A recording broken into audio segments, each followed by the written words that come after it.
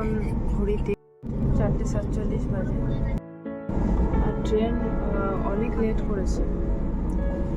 আমাদের 3টের সময় টাইম ছিল, তো অনেকটাই লেট হয়ে গেছে। এবার আমরা ট্রেন থেকে নামবো, তারপর কোথায় যাই তোমাদের সাথে শেয়ার করছি। এই পুচকুটা দেখো সকাল সকাল উঠে পড়েছে। এই দেখো फ्रेंड्स, আমাকে আমার মেয়ের ক্যাপ পরিয়ে দিয়েছে। মেয়েদের ক্যাপ মোটেই না, ওরই ছোটবেলার ক্যাপ, কিন্তু এখনো হচ্ছে। আর এই যে আমাদের বাবু কিন্তু ঘুম থেকে ওঠানো খুব কষ্টকর, মানে ও ঘুম থেকে ওঠেই না। আর এখানে একবার দেখেছি উঠে পড়েছে। বেড়াতে যাওয়ার আনন্দ এত হচ্ছে ওদের, হারিয়ে যাওয়ার ভয়ও আছে, বাবা মা যাতে ছেড়ে না চলে যায়।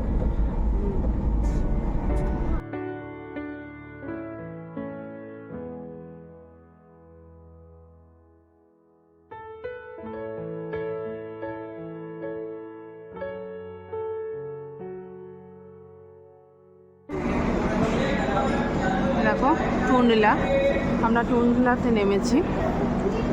এখান থেকে আমরা আগ্রা যাব ক্যাবে করে। আর এই ট্রেন ছেড়ে যাবে আমাদেরকে।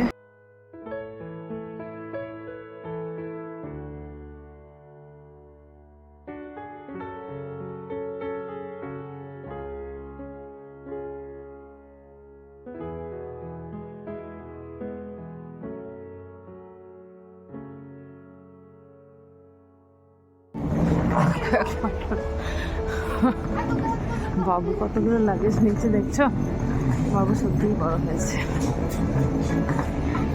আমার ছেলে আমাকে লাগেজ নিতে দিচ্ছে না, মায়ের কষ্ট হবে। দুজন আছে, আমার মনে হচ্ছে ওদের বাচ্চা হয়তো এখানে মারা গেছে। আমরা অনেকক্ষণ পর দেখলাম একজন ছোট বাচ্চা মারা গেছে। খুব কষ্টদায়ক। হয়তো বাবা মা, এই যে এই দুজন আর বাচ্চাটা এখানে শুয়ে আছে। এই সিনটা আমার চোখে জল এলো, খুব কষ্টদায়ক। ঠিক আছে, তোমরা দেখলে, কারণ ওই কলটা থেকে জল পড়ছিল বিনা কারণে, আর ওখানে থেমে জলটা বন্ধ করে আসছে। তো এই ছোটো ছোটো জিনিসগুলো আমার ছেলেরা খুব পজিটিভলি করে, এগুলো ওদেরকে শেখানো দরকার। চলো হোটেলে পৌঁছে দেখাচ্ছি তোমাদেরকে। খুব অন্ধকার, মানে কিছু শেয়ার করার নেই, রাস্তা এখন ভীষণ অন্ধকার। হোটেলে পৌঁছে যায় তারপর দেখাচ্ছি।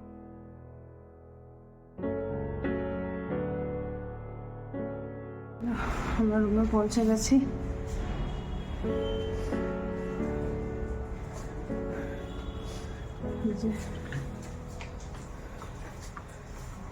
ফ্যামিলি রুম, কেন এসি লাগবে না, প্রচুর ঠান্ডা এখানে।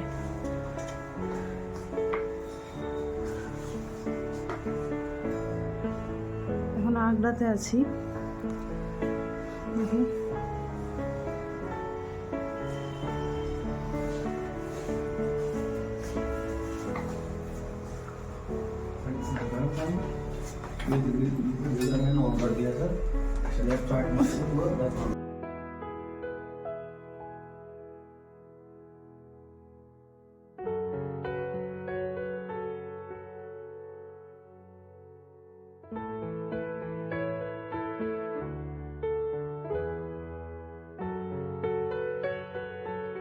এখন 9:30 বাজে। সকাল সকাল উঠে একদম ফ্রেশ সব কিছু হয়ে গেছে, একটু ঘুমালাম। আর দেখো বাচ্চারাও ঘুমাচ্ছে, এখনও ওদেরকে তুলিনি, ওরাও ঘুমাচ্ছে। আমরা এখন দুজন আগে রেডি হইনি, তারপর বাচ্চাদেরকে তুলবো। আর তোমাদেরকে বলেই তো দিয়েছি যে আমরা আগ্রাতে আছি। আগ্রাতে প্রথমে প্ল্যান করেছিলাম যে আজকে তাজমহলটা দেখে নেব, কিন্তু আজকে শুক্রবার, তোমরাও জেনে রেখো শুক্রবার আগ্রার তাজমহল বন্ধ থাকে। ওদের এই শুক্রবারে নামাজের একটা প্ল্যান থাকে, মানে নামাজ ফতেপুর সিকরি আমরা পুরোটাই ঘুরবো, তোমাদের সাথে যতটা পারবো শেয়ার করব। আমার বাচ্চা টাচ্চা মানে হ্যান্ডেল করে যতটা সম্ভব হবে তোমাদেরকে সব কিছু দেখাবো। আর একটু চাপ, মানে বাচ্চাদেরকে নিয়ে বাইরে ভিডিও করা, তাও সত্ত্বেও আমি করব, এগুলো করা দরকার, যেহেতু আমি ডেলি লাইফস্টাইল ব্লগার। তো আমার ডেলি লাইফস্টাইলে কী হচ্ছে তো সেটাও তোমাদেরকে দেখানো উচিত। আর তোমরা খুব ভালো রেসপন্স দিচ্ছ আমার ভিডিওতে, আমার খুব ভালো লাগছে। মানে এতটা রেসপন্স পাবো আমি কখনো ভাবিনি। সবাইকে আমার শুভেচ্ছা, ভালোবাসা সবার প্রতি। তোমরা এইভাবে ভিডিওগুলো দেখতে থাকলে আমি খুব খুশি হব। আমি আরও ভিডিও বানাবো এই আর কি। দেখো আমি রেডি হয়ে গেছি, এই কুর্তিটা পরেছি আর এইটা উপরের এটা পরেছি, চেঞ্জ করেছি সোয়েটারটা। এরকম রেডি হয়েছি, সবাই রেডি হয়ে গেছি। বাবু এদিকে আয়। বাবা দেখো আমরা এই দিয়ে লাঞ্চ করছি। এটা ডাল তরকারি, এটা কড়াই পনির, সালাদ আর তন্দুরি রুটি। চলো খেয়ে নিই। তোমরা দেখতে পাচ্ছ এটা ফতেপুর সিক্রির ফার্স্ট এন্ট্রি গেট, এর মধ্য দিয়েই যেতে হবে। তো আমরা এন্ট্রি করে গেলাম। আর একটা কথা তোমাদেরকে বলে রাখি, এই ব্লগে আমি কিন্তু ফতেপুর সিক্রির পুরো ভিডিও আর সেলিম চিশতি দরগার পুরো ভিডিও আমি দিতে পারবো না, কারণ এই ভিডিওগুলো যদি আমি এর মধ্যে দেই তাহলে অনেকটা বড় হয়ে যাবে, 1 ঘন্টার মতো ভিডিও হয়ে যাবে। তো ব্লগ তো অতক্ষণ দেওয়া যায় না, তো সেই কারণেই আমি স্পেশাল ব্লগ এটার বানাবো। আমরা ফতেপুর সিক্রিতে চলে এসেছি।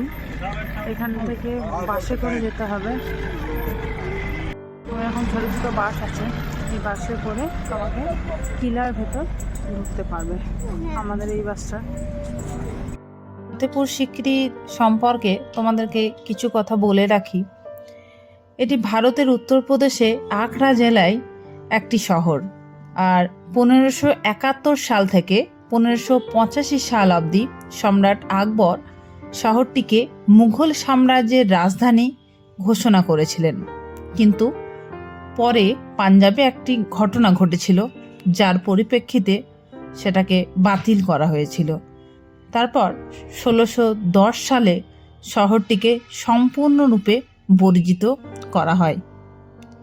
এটাই হচ্ছে ফতেপুর সিক্রির মেন ঘটনা, তোমাদেরকে জানালাম। আর পুরো ডিটেলস আমি ভিডিও বানাবো।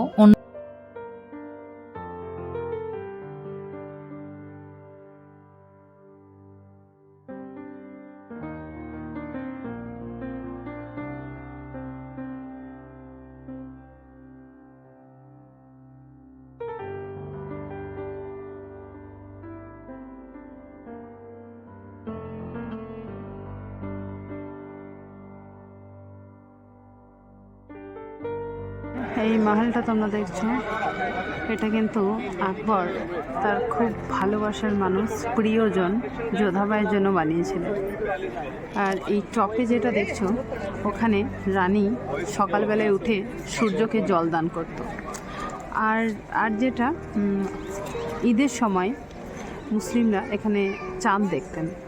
তো এই জায়গাটা পুরো রানী যোধাবাইয়ের জন্যই খুব সুন্দর।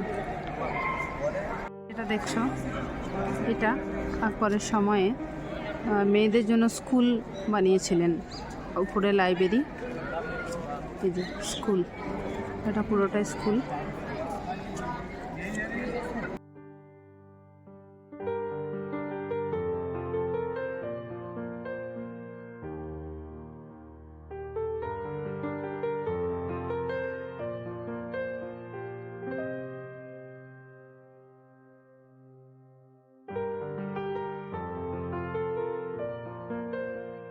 প্যালেসটা দেখছো, এটা বীরবল প্যালেস।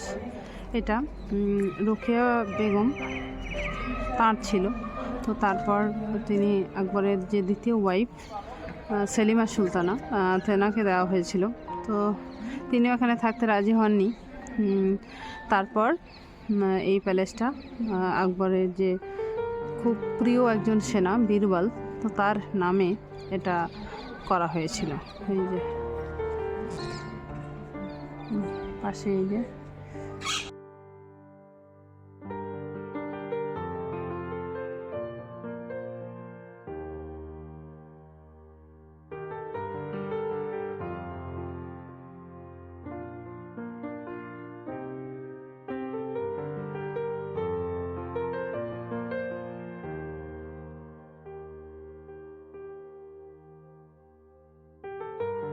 এই যে আমরা এখন দরগাতে চলে এসেছি।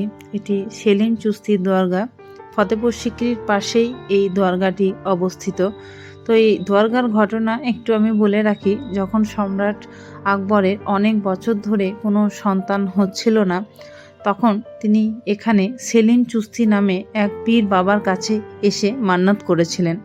তো তার কিছু বছরের মধ্যেই সন্তান তিনি পেয়েছিলেন। তো তারপর এই জায়গাটা খুব সুন্দর করে বানিয়ে দিয়েছিলেন। এই যে খুব সুন্দর। আর এগুলো সেলিম চিশতির যে ফ্যামিলির যারা মেম্বার ছিল তাদেরই সমাধি।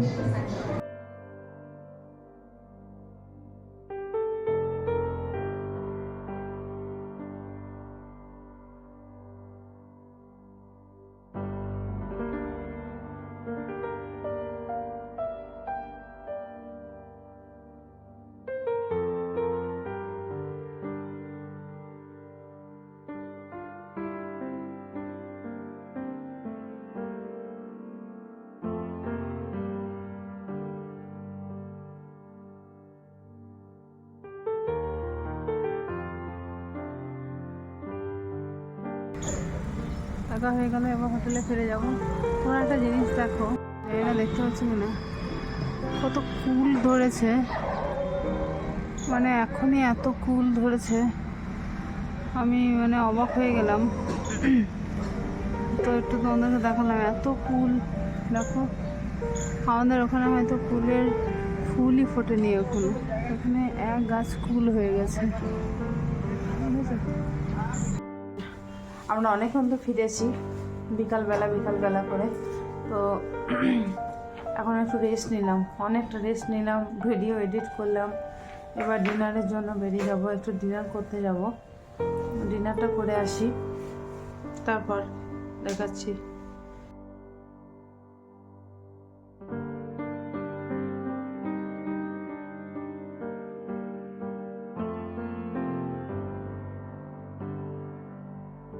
চলে এসেছে,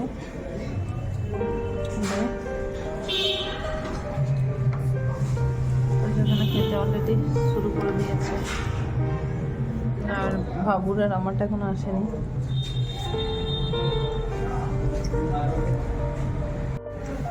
আর আমাদেরটাও চলে আসছে। তোরে তো খেতে পারবে না পুরোটা, চলো খেয়ে নি।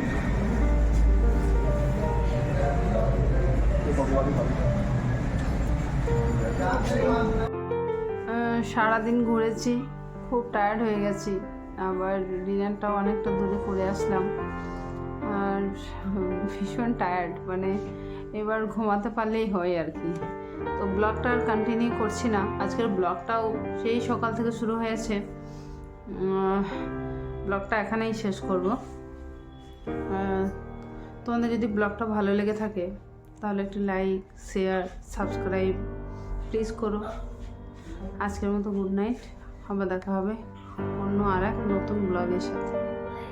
Bye bye.